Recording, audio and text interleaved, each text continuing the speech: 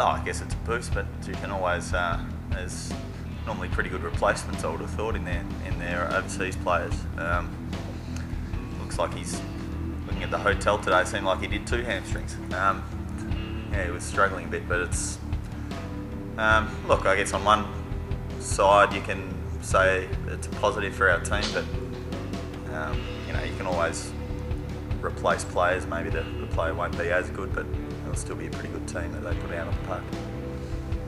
I don't think there's any need for wholesale change or anything like that about the way we've gone about it. I mean, you look at the games that we've lost, we've only, there've been a couple of games that have been really close that we've just been on the wrong side of the result, and that's been unfortunate. But we know that we're a very good side, and you know, maybe it's that we're trying to find consistency, maybe it's just that we're trying to win the key moments of games that we haven't won so far. But I don't think there's any need to panic, that's for sure. I mean, history shows that we've been in this position pretty much every year that we've played. We've ended up being a very competitive side, so I don't think there's any need to panic. And certainly that's not what we're doing. Oh, are you talking about the game in Bangalore a couple of nights ago?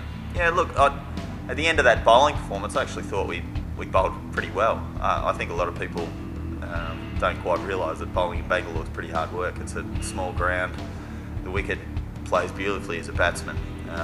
And I thought when we walked off the field that we were, that was pretty much about a par performance. And then, yeah, probably the only thing we could have done with bowling really was bowl a few shorter balls. That's about it. Apart from that, I thought it was a pretty polished performance with the ball.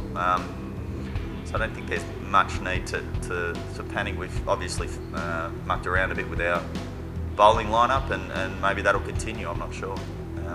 Have to see that in selection, but I think that we've started really thinking about the way we go about bowling a bit better, and I think it showed in the last game. I think we're started to improve. Yeah, I looked at it last night. That didn't seem to be super fast and bouncy, but certainly there's a reputation here for it to be fast and bouncy. Look, I guess when we look at the wicket and see how it looks tomorrow, then we'll decide the way to bowl. And normally, you know, as a bowling attack, you normally sum up the pitch in the first over, not really, you know, the day before a game, you don't sum up a wicket. But I think we've got enough experience in our attack to know what a wicket looks like and the way to go about bowling. Obviously here, if it's fast and bouncy, you can you know, afford to bowl a little bit shorter or bowl a little bit more aggressive, and that's probably what we'll do. Look, my focus is on improving my bowling, really.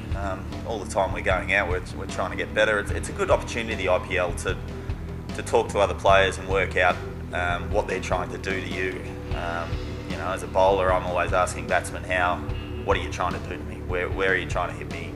What are you looking to do when you're playing me? It's a good opportunity in these sorts of situations to ask people from different areas of the world about how they go about their business. And I think the IPL is a really good learning experience. And I think that's shown in the improvement of world cricket over the last few years, the sort of collaboration, I guess, on people's games from various countries around the world. Everyone works off each other and improves their own game. And I think that's kind of shown with world cricket in the last few years.